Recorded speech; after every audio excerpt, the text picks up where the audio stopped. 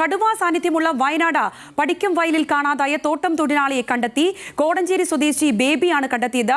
പടിക്കാം വയൽ ഉന്നതിക്ക് സമീപം ചതുപ്പിൽ കടുവയുടെ സാന്നിധ്യം വനം വകുപ്പ് സ്ഥിരീകരിച്ചു. RRT സംഘം സ്ഥലത്ത് നിലയുറപ്പിച്ചിട്ടുണ്ട്. വിവരങ്ങളുമായി രതീഷ് വാസുദേവനുണ്ട്. രതീഷ്, എപ്പോഴാണ് ഈ തൊഴിലാളിയെ കണ്ടെത്തുന്നതും മറ്റു വിവരങ്ങൾ എന്തെല്ലാമാണ് പങ്കുവയ്ക്കാൻ കഴിയുന്നത്? സംഗീത, ഇത് വലിയൊരു കാപ്പിത്തോട്ടമുള്ള പ്രദേശമാണ്. രാവിലെ 6 മണിയോടുകൂടിയാണ് പടിക്കാമടി ഉന്നതിക്ക് സമീപം കടുവയെ കണ്ടെത്തിയത്.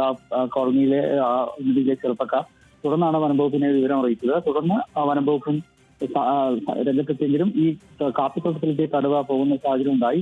ഇപ്പോൾ ആദ്യം ചതുപ്പിൽ കടുവയുടെ സാന്നിധ്യം സ്ഥിരീകരിച്ചിരുന്നു. എന്നാൽ അതിനുശേഷം ഇപ്പോൾ ഈ കടുവ വലിയ കാപ്പിത്തോട്ടമാണ്, അതിന്റെ മറുഭാഗത്തേക്ക് കുഞ്ഞിന്റെ തെരുവിൽ മറുഭാഗത്തേക്ക് എത്തിയതായാണ് ഇപ്പോൾ കരുതുന്നത്. എന്തായാലും RRT സംഘം ഉൾപ്പെടെ പ്രദേശത്തെ ജനങ്ങൾക്ക് ജാഗ്രതാ നിർദ്ദേശം നൽകിയിട്ടുണ്ട്.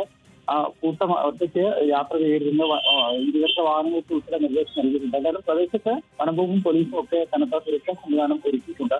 എന്തായാലും നേരത്തെ കാണാതായി എന്ന് പറഞ്ഞ ഈ തോട്ടത്തിലെ ജീവനക്കാരനെ കണ്ടെത്തിയിട്ടുണ്ട്. അദ്ദേഹം ഈ തോട്ടത്തിനുള്ളിലേക്ക് പാറാവ് പ്രവൃത്തികൾക്കായി പോയതാണ്. ഫോൺ ഈ ക്യാമ്പിൽ വെച്ചതുകൊണ്ടാണ് അദ്ദേഹത്തെ കണ്ടെത്താനും പറ്റാത്തതെന്നാണ് മനസ്സിലാക്കുന്നത്. എന്തായാലും അദ്ദേഹം കടുവയെ കണ്ടതായ മറ്റ് സ്ഥിരീകരണവുമില്ല.